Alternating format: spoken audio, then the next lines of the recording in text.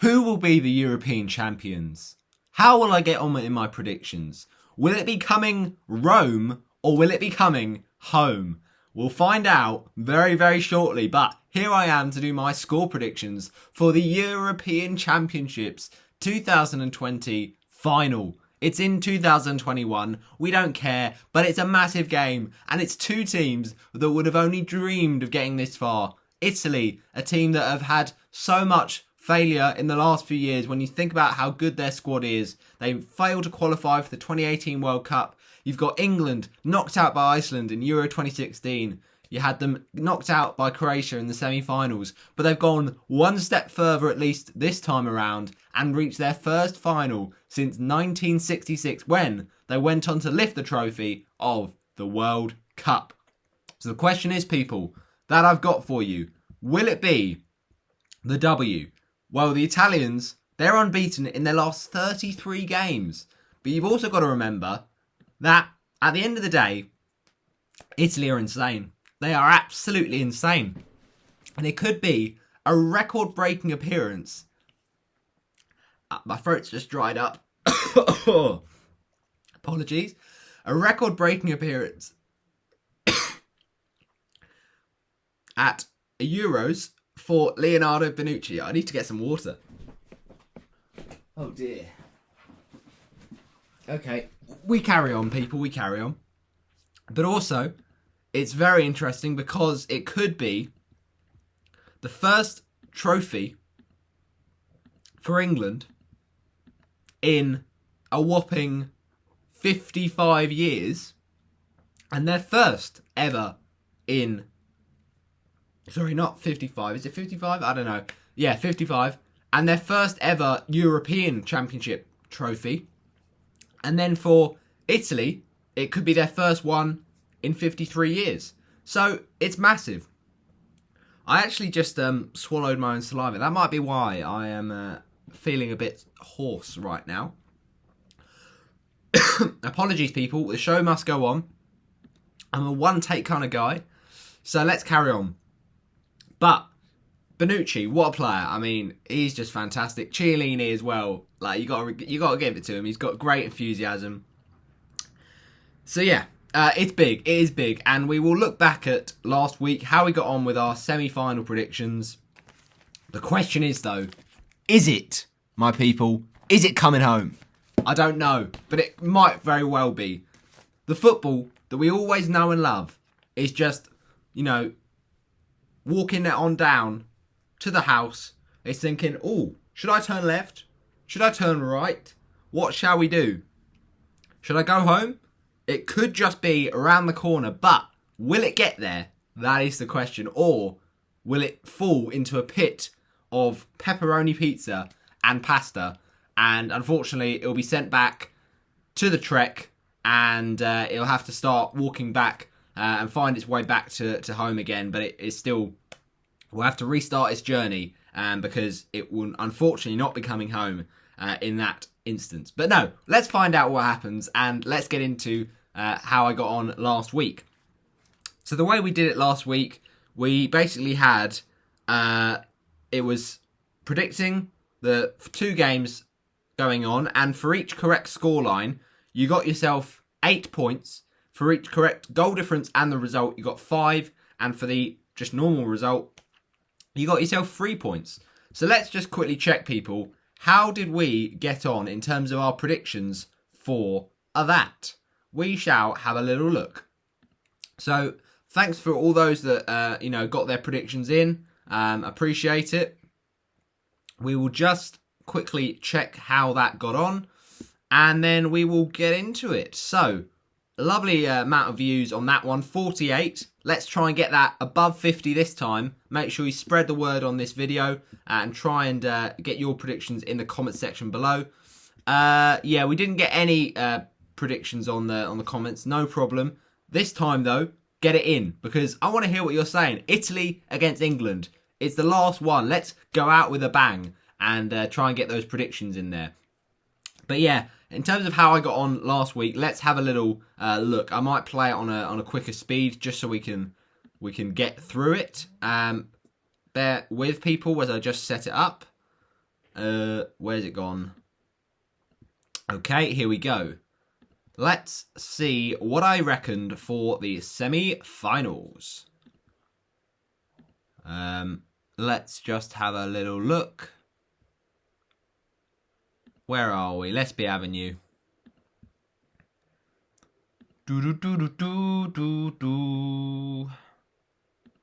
Okay.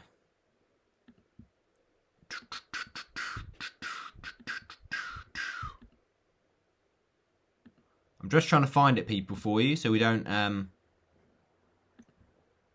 get it wrong. Okay.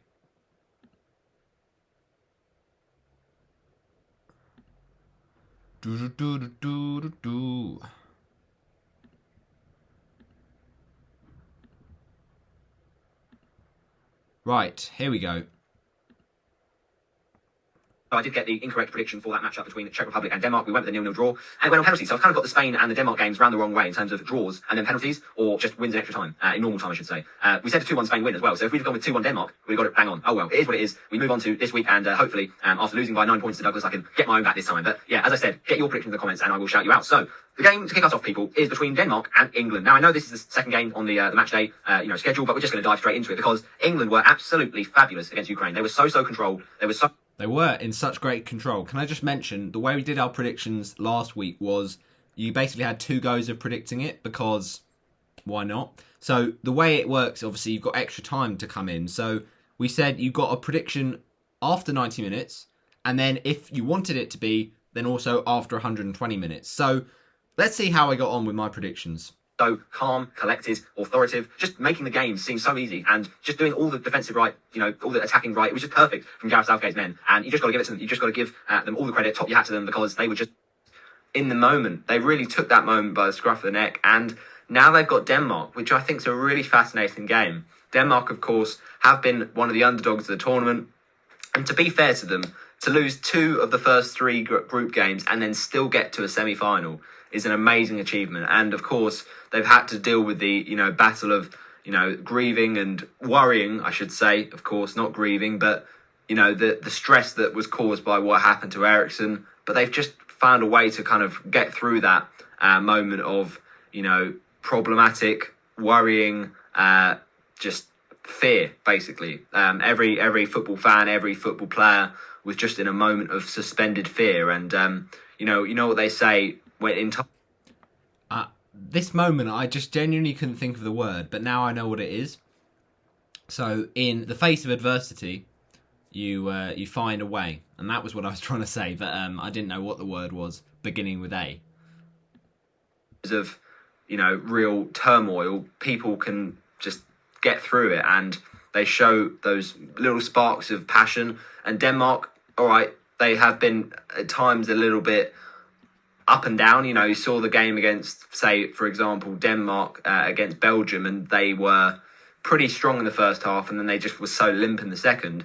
But then against Russia, for instance, a great contrast. They were fantastic all game. So, talking of that Russia game, it's getting to the end of the tournament, so there's a few contenders for goal of the tournament, and let's just say Christensen, I think, has got to be up there. And also Damsgaard. But Damsgaard just scored an absolute stunner against a certain someone in the semi-final, which we'll talk about. So, at the end of the day, you can't count them out. Pogba against Switzerland, scorcher. You've got actually the first goal from Benzema, the way he just controlled it. He took it round himself and then just dinked it over the goalie. Wonderful. But also, of course, you've got to mention the absolute screamer from Insigne against Belgium.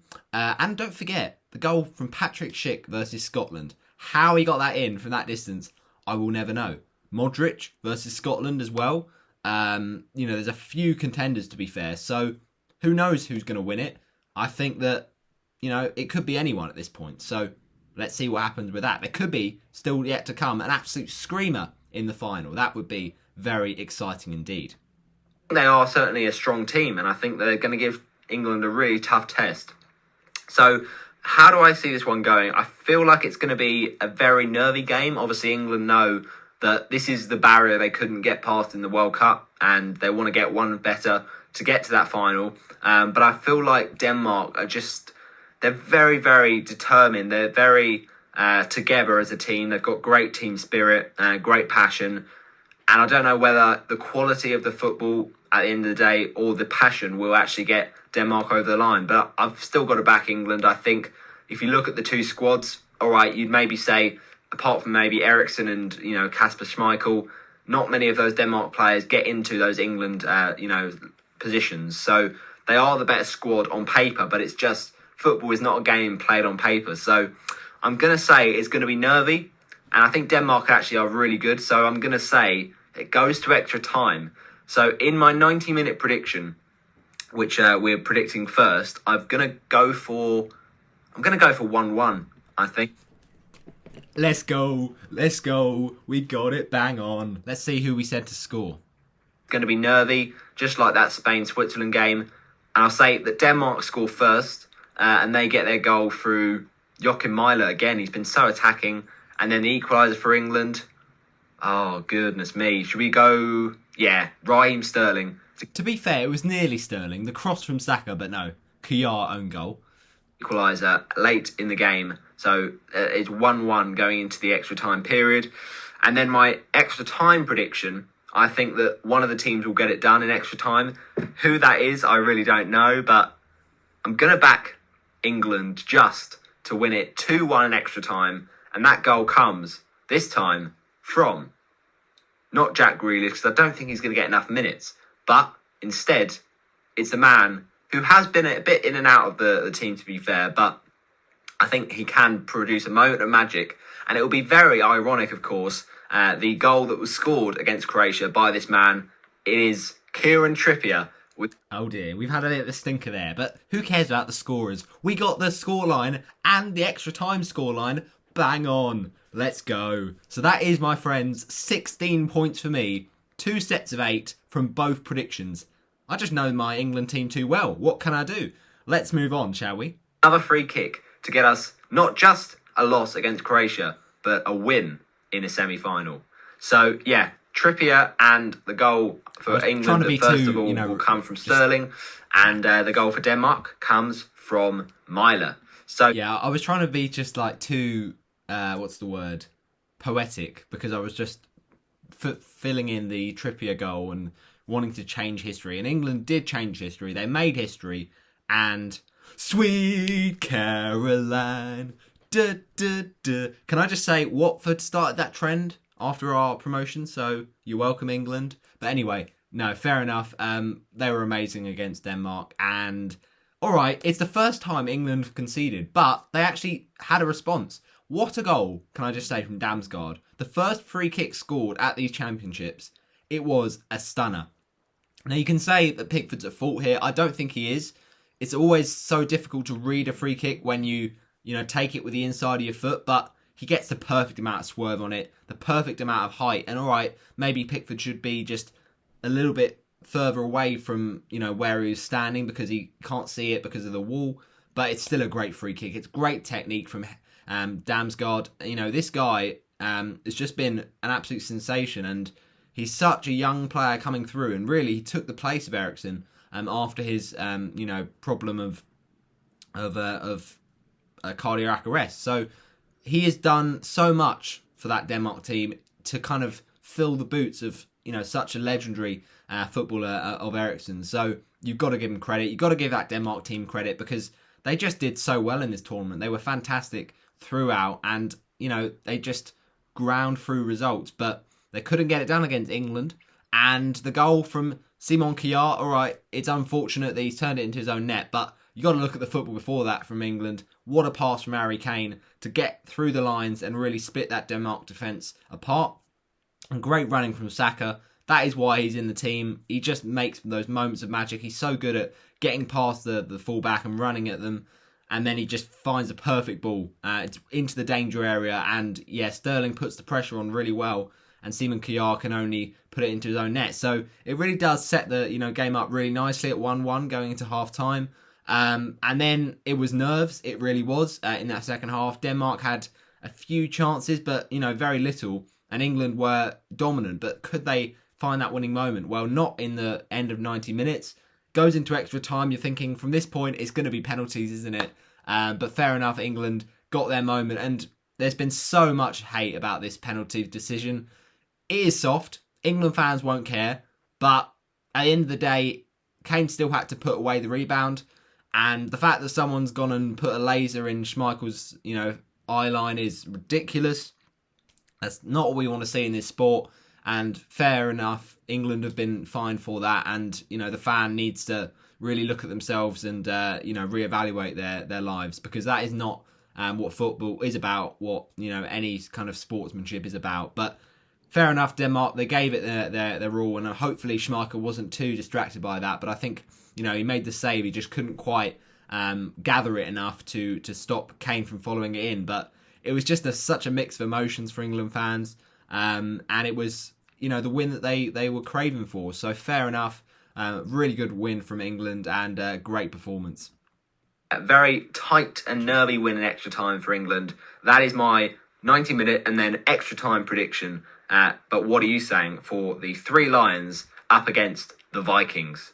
So let's move on then, shall we, to Italy v Spain. This is the first game to be watched, so make sure you tune in to watch it. It is on BBC Sport, and I'm probably pretty sure it's on ITV as well. BBC One. Ice cream van going past, lovely stuff. Talking of ice cream, that is a very famous, thing to have in Italy. Good old gelato. But now Italy have been so smooth and silky this tournament.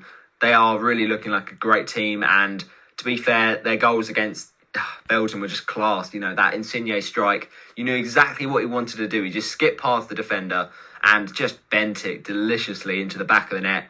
Got the perfect amount of pace, power, and precision on it. So you got to give him credit. He is that kind of player who can just produce little moments of quality. Italy are a team, I think, that certainly can go far, and I think they are one of the favourites to win the whole thing.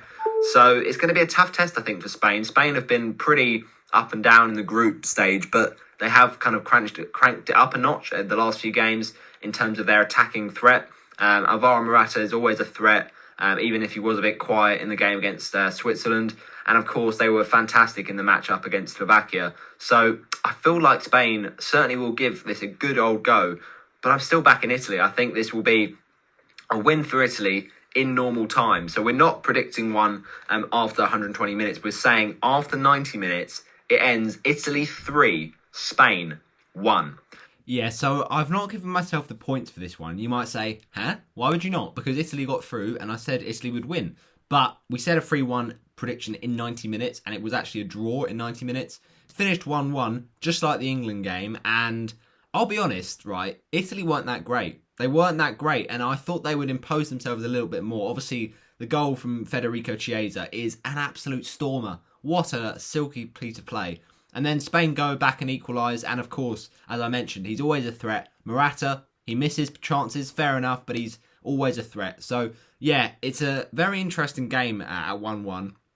Italy were at times controlling it, but just not quite creating enough chances. And I feel like the last few games, Immobile has been quite quiet. So I think he'll definitely want to come out of his shell for this final. But yeah, certainly I think Italy, their team is unbelievable. Their squad depth, they can just bring in players who, might not be, completely at it, but then they'll just take off someone and bring on someone else who just completely changes the game.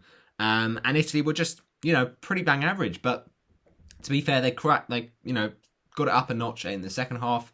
What a goal from Chiesa. And then Morata, lovely 1-2. I mean, that is just so lovely with Olmo. And Olmo was, having chances all day. He was really, really lively. But Morata is the one. And then it goes to extra time. You're thinking, who's going to win it now? And there was just that lack of, quality in the final third in the extra time period. So it goes to penalties. And Italy prevail on pens. And the calmness, the cold and nerveless persona of Jorginho there was just unbelievable. Morata turns from hero to zero, from getting the equaliser to missing his penalty, and it was a good save from the goalie Donnarumma. But yeah, you'd expect Italy to certainly be loving that one, because I think Spain, they were pretty good in their penalty shootout, to be fair, against Switzerland, but there was so much about how Spain were missing loads of pens, and it just all came to the surface against Italy. So yeah, it was a tight game, but I think Italy did deserve it in the end. They were probably the stronger team. They really just imposed themselves. And that is the scary thing about this game for England on Sunday, because Italy don't have to play well to win games. They're just very unified, very together, and they've got great spirit, and they find a way through with moments of quality from that team. So, yeah, it's a very impressive one, but not for our predictions because, yeah, we got the 90-minute one wrong. So, that's a shame, but we did at least say Italy to go through.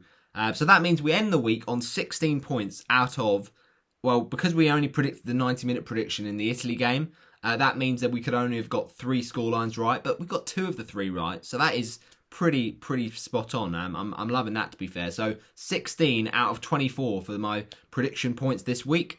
Yeah, how did you get on in your predictions? Comment down below, but let's just see who I thought. The first goal of the game, I think, will go to Spain, and that is Alvaro Morata. But then Italy get their goals back through, let's say, Chiellini to get the first one, and then Ciro Immobile, and then the third one for Italy, we're going for Domenico Berardi, who was given a rest in the last game. Those are my predictions for the Euro 2020 official UEFA semi-finals. So those are my predictions. We didn't do too badly, but can we end on a bang with these finals? Now, watch this space here, people.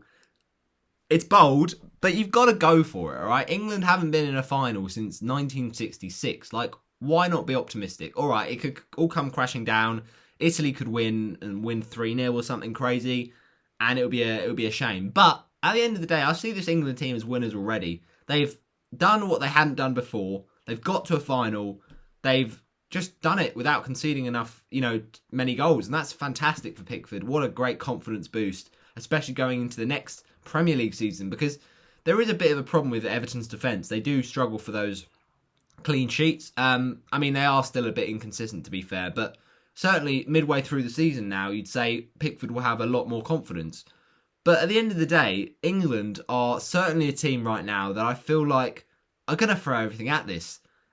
And I'm probably, kind of accepting that Italy will be pretty much impossible. Not impossible, but a very tough test. And I think England have to be absolutely at their best to win this game. But why not dream a little, and we'll go for it to come home and for football to knock on the door and, step through the house, sit down on the sofa, genuinely enjoy it. A first European Championships for England. Gareth Southgate, you're the one.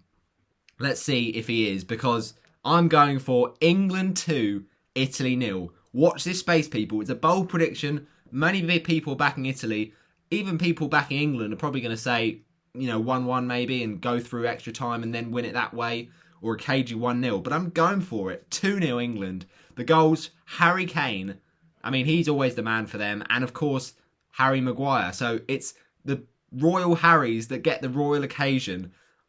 Just hear me out. I think that's what's going to happen. Kane to score on 35 minutes to make it very exciting going into the halftime break. And then 79th minute of the game, Maguire seals it with another bullet header from Slabhead. Those are my predictions, and get your predictions down in the comment section below. It's very, very gonna, split opinion. Of course, Italy are the favourites. They are the better team on paper, but are they the better team on the pitch? That is the question. Italy, of course, have had a lot of, ups and downs, but Roberto Mancini has just kind of evolved that team and brought them back to their, previous success. It's been a fantastic tournament all round, and it's great to see two, slightly underdog nations fighting it out, and it should be a really, really compelling game. So, yeah, make sure you watch it on Sunday. It's on BBC, it's on ITV, it's pretty much everywhere, if you can, find a way through. The scoring system, we're going to go a bit different this time, just because it's the final, we'll go a bit crazy. So we're saying, for the correct scoreline, 20 points. For the correct goal difference, 10 points. And for the correct result, 5 points. When I mean the goal difference, I mean 2-0 prediction and it ends 3-1. So it's all or nothing in this prediction. 20 points if you get the correct score. And is football coming home? We will find out. Will we be freed from desire? Na na na na na na. the England fans, we will find out. I'm so nervous for the game. Honestly, it is just a very tough test. And will it be a 7-nation army, battle? Maybe it will be a bit of a battle in the game, and maybe it could be a magnificent 7. In terms of, I don't know, something happens with the 7th minute. Maybe England score in the 7th minute and then go on to win. I don't know. I'm getting a little bit delusional at this point, but that is what I'm thinking. I'm saying 2-0. Let's see how that happens and see what happens with that. But yeah, thanks for watching. As I said, drop your score predictions down in the comment section below. Scorpions, kick that subscribe button. Make sure you bang up to date with all the latest content on Roberto the Hornet, and I shall catch you on the next one. Bye-bye. Don't forget, by the way, I'll be doing my Euro Fantasy review and preview very, very soon.